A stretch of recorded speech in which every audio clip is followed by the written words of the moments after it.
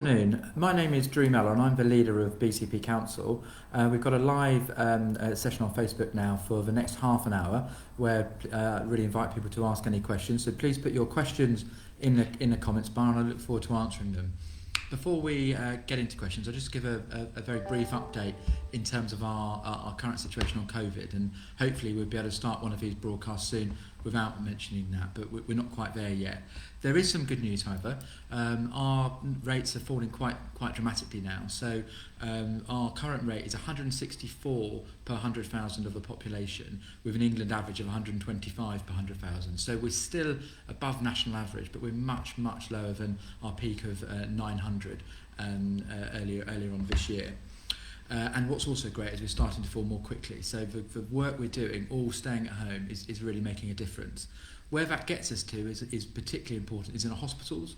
So our hospitals are now, patients in Dorset hospitals are now down to under 300, which is still extremely busy and higher than the peak in the first wave, but it's coming down quickly and it's effectively nearly halved from our highest point.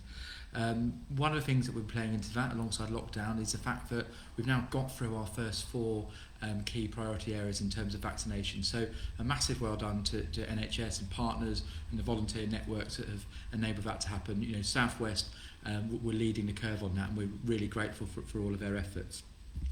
We have had news yesterday of another large material amount of people being asked to shield, and that's because the government and the NHS have found extra data effectively saying certain characteristics require people to shield. 1.7 million people were asked to shield, and over 1 million have already been vaccinated. So although that is something that is obviously really relevant to those people, we're just asking them to contact us if they need any further assistance, because technically being classed as shielding does give you ability to have more assistance from us. I look forward to moving on to the questions now, but before I do that, I'll just say, just reiterate what our key message is now. We've got two effectively. One is that we need to stay at home and act like you've got it. So the rates are coming down, but we still need to act really seriously. The second, which I think is a really important message, particularly as we're in half term, is explore from your door, and we're supporting the Dorset Police campaign to stay local and explore from your door. We know it's half term, we know people are desperate to get outside, but please stay local when you are going outside, and if you can, please stay at home. Okay, let me go on to the questions, and I will get started. Thank you.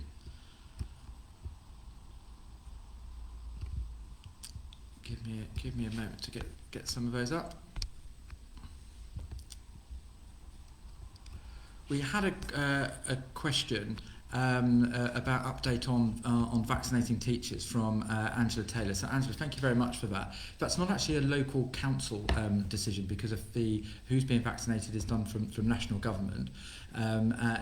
We have worked with the local public health to look at if we can engage with them in terms of sharing information of teachers and other groups. But at the moment, it's the 4 priority groups have been completed. We're now going further through that list, and as and when possible, certain key workers are being able to be moved in, but it's not something specifically for the local authority to do. We also had a question in relation to when we'll be hearing about further restrictions being eased. So one thing I can say is that we were expecting an announcement from the Prime Minister on the 22nd of this month, where we will be looking forward to seeing a pathway out of lockdown. But we're not privy to the information that would be in that, but we're very much looking forward to it. And as a council, we're getting very much ready for whatever that could be. We do know it's going to be an easing of lockdown over a period of time, so it's not going to be a big bang. We're working particularly hard with schools who are expecting to go back on March the 8th, and we're working out with them if that's going to be in one go, all opening, or a phased opening. But we'll give you more details as we get them, but do tune in to see the Prime Minister's announcement on the 22nd.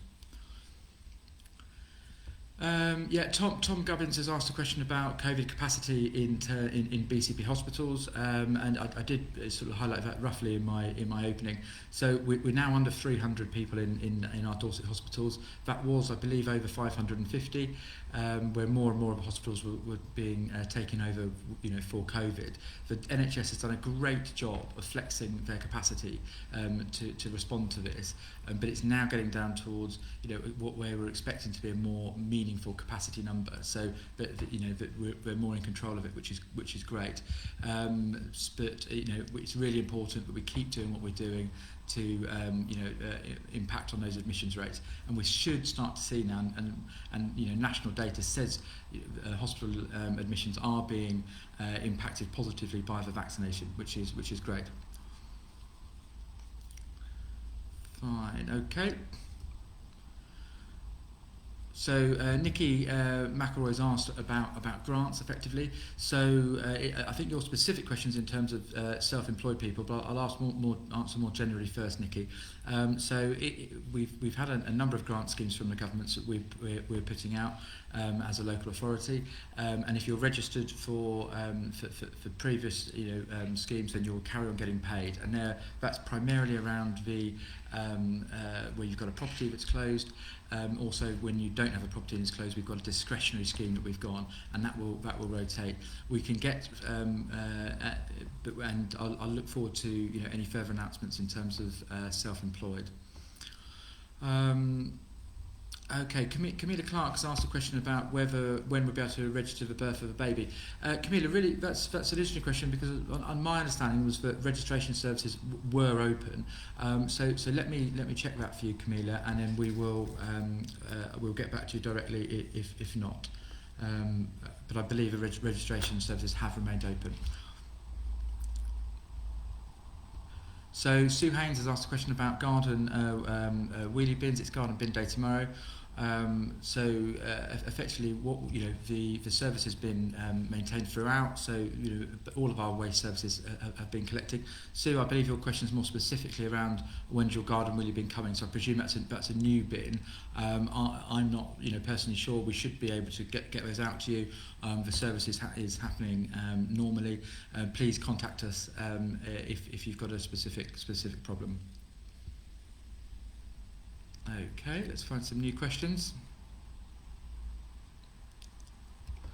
Okay, Ashley has asked a question about parking for people who are isolating, or residents parking for people who need to park in paid bays and can't then move their car due to self-isolating. Actually, what we've done is we found it important to keep enforcement going, and it's something we're going to continue to do effectively. So just because we're in a lockdown, our enforcement people are working. They provide a really important role in terms of keeping our streets clear. A lot of the parking is to enable safe access to emergency services and other things. So it's really important on our road networks. So we can't not enforce car parking. We're just asking if people are self-isolating, then they just need to be as responsible as they can as and when they're moving their vehicle.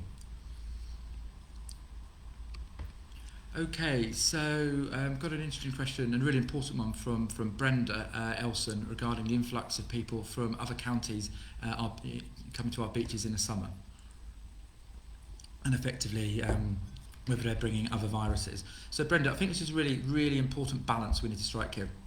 We saw last summer that despite the messaging of not coming, our beaches were really busy. We're actually really used to welcoming that number of people. We have a number of events, number of massive international events where we're used to that number of people. So effectively, just by purely saying not to come it didn't work last year and it won't work this year. So I believe it's more important to be better prepared in terms of how we're going to resource them when they're here. We didn't actually see any spike in terms of COVID cases in and around the influx to our beaches. So the important part for me, Brenda, is to be ready, and that's very much what we're planning to be. We're going to have a multidisciplinary team, cross-agency, so police, ourselves and our enforcement officers at the beach starting in April. It's going to run all the way through to September. We're really used to, running, those types of operations, so we expect it to be more positively managed this year. but obviously we can't, open up until we're told to by the government. Okay, Annalise Ward, again, it's a question about grants. You still haven't had a payment for your shop, which was supposed to help me through January and February. So, Annalise, that should have already, the money should already be going, and every month, effectively, that should be carrying on going. So, if you haven't got a grant yet, there effectively will be a problem with your application. So, Annalise, please do contact our grants team, and they can work you through that. Once you're on that, you don't have to keep applying. It regularly comes through. So Annalise, please do contact us, and we can help you.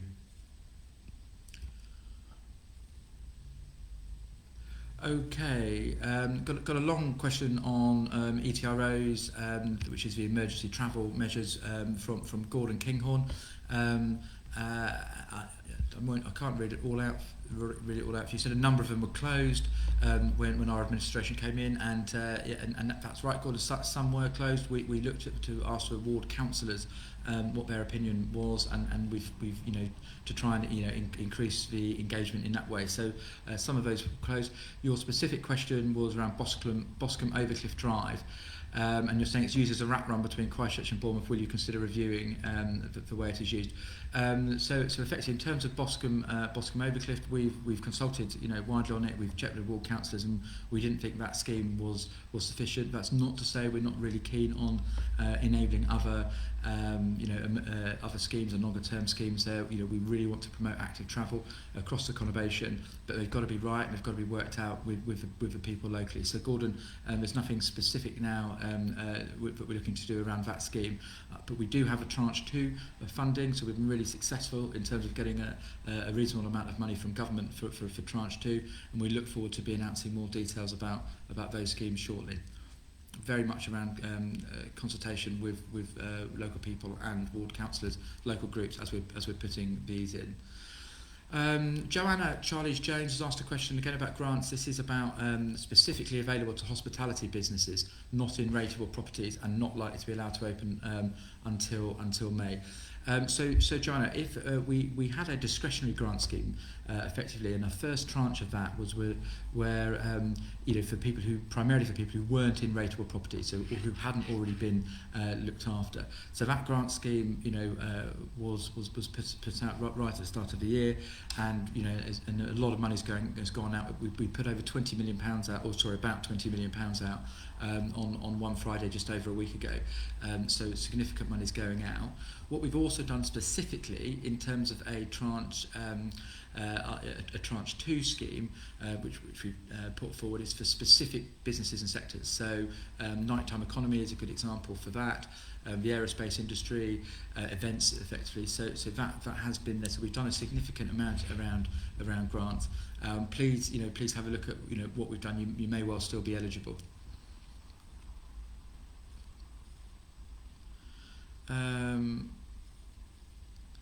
So we've got a question from Nick Finnemore. Bournemouth Hospital, as part of the National Health Institute research, is still looking for those from 16 to 84 to be part of trials. So just further announcing that, Nick. So if that's of any help, please look into that. Thank you. Okay, let me try and find some new questions. Yeah, Jordan, a question about mental health. What is BCP, Jordan Stranack, what is BCP Council going to do to tackle mental health? Are you going to fund it better? And what about the thousands that already killed themselves and the ones that didn't take a global pandemic to realise mental health exists? Yeah, Jordan, I personally sincerely agree with you. So, one of the other things I've done personally is I've helped set up a mental health and movement charity for young people called Stormbreak, because we do have effectively a mental health crisis in our country, and particularly within our young people. So this is something personally I've been trying to champion. What we did when we came in as an administration, as part of our 100-day plan, we put some extra money into both long-term mental health support through our hub, so with extra mental health officers to support our communities, but we also gave a grant pot to schools effectively where they can engage in the type of mental health and wellbeing support that they needed. Going further than that, Jordan, we've put in the budget which we put forward, which we voted on by full council on Tuesday. That includes, extra money again for mental health support, but also what we think is quite innovative and groundbreaking. It's £1 million dedicated specifically to families looking who've been affected by this pandemic. So our children who've been out of school for a long time, that will increase significant problems, with them. So there'll be an educational part to that fund, but also we expect a significant amount of that to go into investing in people's mental health as we try and recover, from this pandemic. And Jordan, it's something we're very committed to trying to not just do for this year, but to, we appreciate this is a long-term problem and we need to do it. So in simple answer, we are putting more money into mental health. I'm really pleased that the mental health is it's increasing in the news and with decision makers, and we are also putting specific schemes in place to help families deal with the mental health problems of this pandemic. Okay. Ed Brace is asking if you would receive a reduction in council tax, as it appears many council services has been cut. Ed, the simple answer to that is no, effectively. So we've actually had a significant financial burden through this pandemic. So our costs have gone up, massively. We've been really pleased to see the significant government support. So BCP Council have had over £60 million from the government, but it's still effectively we're with less money than we were before we had the pandemic. A lot of that, Ed, is to do with we're quite funded by fees and charges. So things like our car parking income massively down. As well as we've got other costs we've had to put in. So no, what we are really pleased with Ed is that we're actually putting forward one of the lowest council tax rises in the country. So there's only one or two unitary authorities, so people that have children in social care, that are going any lower than us. So effectively we're putting a significantly less rise across the council. It's also the first time we'll be harmonising council tax across the conurbation. So Christchurch is having a freezing council tax. Bournemouth will be going up 0.76%, and Poole, which has been paying the lowest council tax for years, levels it up at 2.99%. So going forward, we're making a really clear commitment. We want to keep more money in people's pockets. So no, we can't offer a council tax reduction, but we are going to keep it as low as possible, and we've been able to do that at one of the lowest rates in the lowest rises in the country. Okay, so I think is it Rena Gascoigne? How are you going to police people coming into BCP area to stop our COVID numbers increasing again? Rena, thank you. We've touched on it slightly earlier on. Your point specifically about policing, so I'll come to that. So it's not the remit of the council to effectively police people and on their movements. That is a police function. What we are doing is working really closely with the police. We've got a fantastic working relationship with Dorset Police, who are doing an amazing job through this pandemic, and we're continuing to work closely with them. So what we're trying to do is to make sure that we're ready for the parts of the enforcement that are open to us. So we've put more into community with CSAS officers, they're called, which is our local officers with powers to actually do some enforcement. So it's a partnership piece, Rena. So it's partnership between health, police, and the council, really trying to get that communication message out to say when it's right for people to come, when it isn't. But our job isn't specifically to police people moving around. Okay, let me find some extra questions.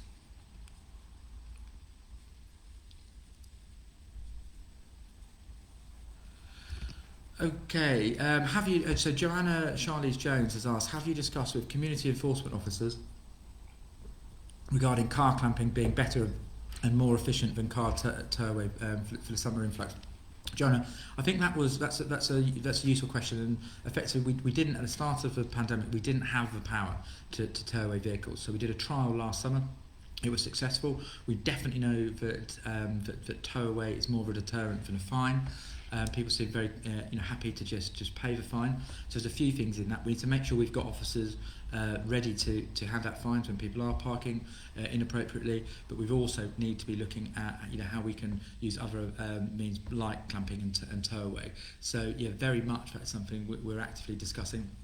And I'm really pleased to say that our tow-away service is now permanent, effectively. So that is going to be a permanent part of our enforcement. So if you park, inconsiderately, there's a very real risk of being towed away in the summer.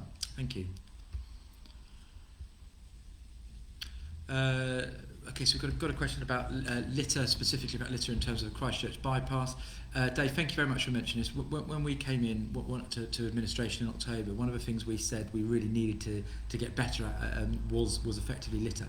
And that includes, it's not just litter, but it's also when people are disposing of, fly tipping, some larger items. So Dave, what we've done we put some extra money into street cleaning. There's a significant amount of money going into street cleaning in this budget, so that should be getting better. We've also setting up a partnership on fly tipping effectively with an agency who will what they can do, they can go and collect and clean up the fly tipping and then issue fines for the people that they can investigate and do that. So it's an absolute priority. Dave, what we really need help with is I said it needs to look and feel better. So obviously in Christchurch bypass it isn't at the moment, so we will need to keep reporting it, please keep letting us know. We won't stop until it does actually tangibly feel better.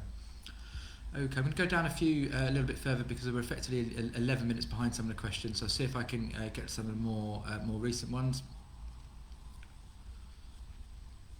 David Fulton's asked about when Ashley Road will reopen in Parkstone.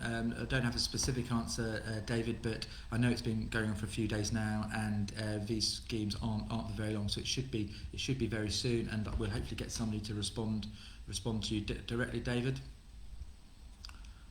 Okay.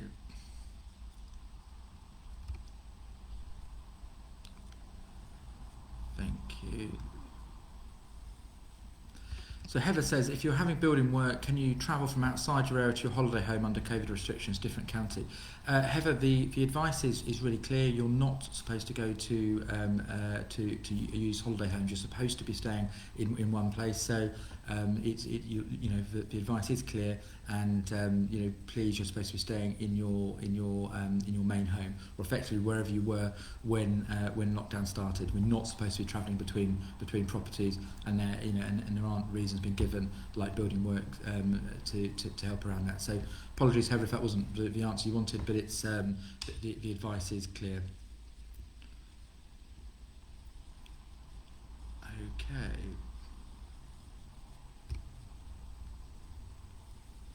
Belinda Price, you're asking about grants. The last grant was January, February. Will there be a further one for March? Yes. As long as we're in lockdown, Belinda, those grants will keep being paid. You don't have to reapply. You will just keep receiving that money while we're in lockdown.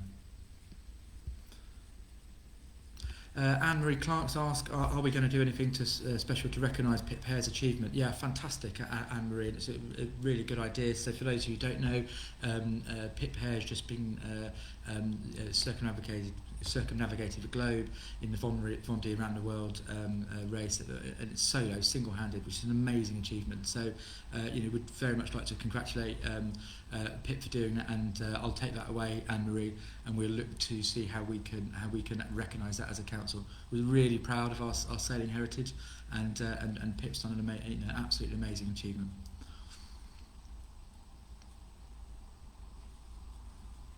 Okay. So Steph Knox has asked a question around e-scooters, and specifically the Beryl e-scooters, and people using them illegally.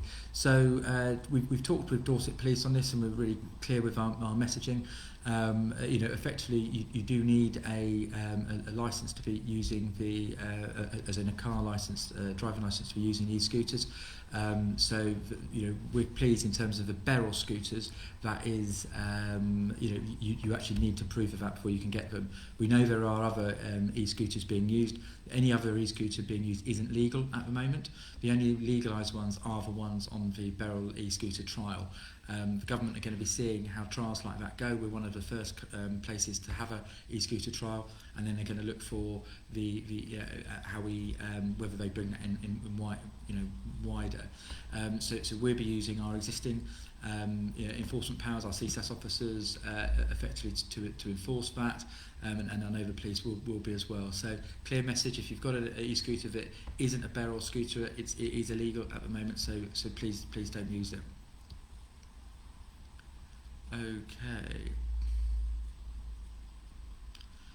Fine, so we've got about 5 or 6 minutes left, so I'll see if I can find some questions that we haven't answered, and then see if there's anything else there.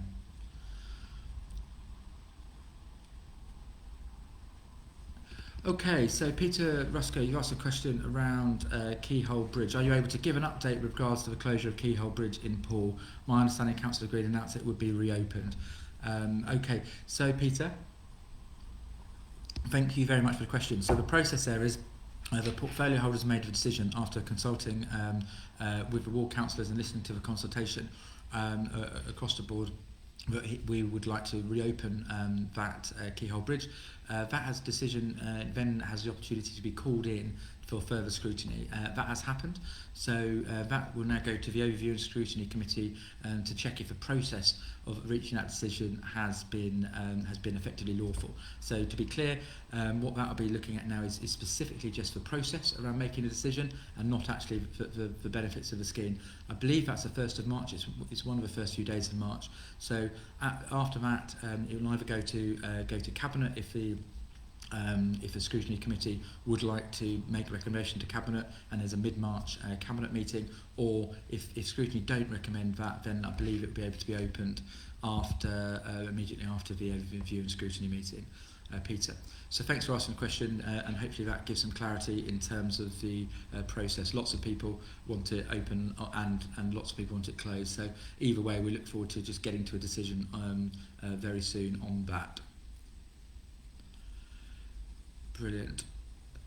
So, okay. Let's find some extra questions before we go.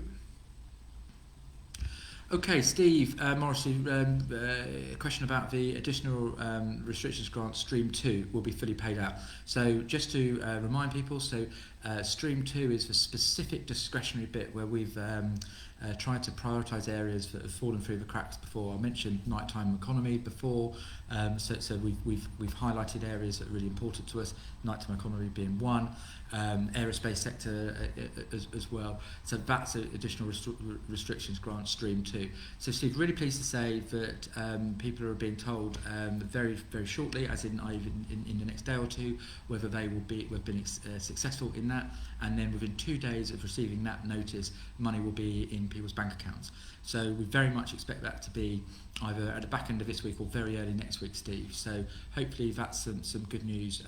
We're one of the first councils in the country to actually get that stream out to people. So we're really pleased and massively thankful for all of the council staff who have the amount of different grants and the amount of money going through the council from the government directly to people is enormous. So thanks everybody for their patience and and we look forward to getting that money out to people. Okay.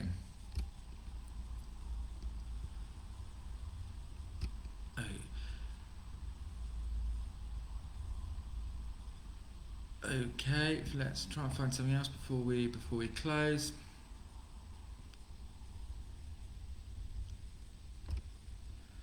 Yeah, okay, so Nikki McElroy, you've asked a question about can anything be done with abandoned cars not parked in a bay or on yellows, just in a free area. Nikki, so this is often a contentious issue. So if a car is taxed and it is parked lawfully, i.e. not in a bay where it needs to be being paid for, then it's able to be there. If the car is untaxed, then we need to we have the right to effectively move it. Please, what we'd really appreciate is, and this often happens in quiet residential areas. So Nikki, is exactly like that. We'd need to please report it to us, and then we'll be able to do something about it. Check if there's any enforcement action we can take, so effectively we really need people to be our eyes and ears there and help us do that. So please let us know. Okay, Matt Spencer, you asked a question about do BCP have available funding to contribute towards changing places, toilets in a retail establishment. There's a significant number of of schemes have come about there, so we're really keen to support that wherever we can. So Matt, if there's a specific example of that you'd like us to look into, please do so. Okay.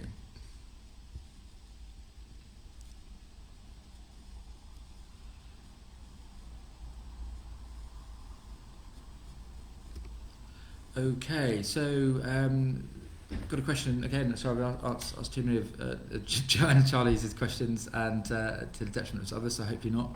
We've got about enforcing dog owners to put their dogs on leads on proms, pathways, and ensuring social distancing and mixing of dogs. So, Joanna, what we can do here effectively is, in certain parts where dog enforcement is more important, i.e. where it's on the beaches where you're not allowed dogs at certain times of the year. This isn't something we can enforce forcefully. What we need to do is to encourage people to act responsibly. So it's much more about encouraging people to act responsibly. Okay, fine. So we're at 1:30 now. Just see if there's any last question we can get. Steve, I've answered your question about the ARG Stream 2, so that will be paid shortly. Okay, fine. We'll close there because a lot of the questions have already been answered. We'll be trying to reply to some of the questions as they come up as well. So here, but thanks everybody for your engagement today. It's really appreciated. The next session will be in 2 weeks' time. So please, stay well, stay safe, and we look forward to seeing you again in a couple of weeks. Thank you.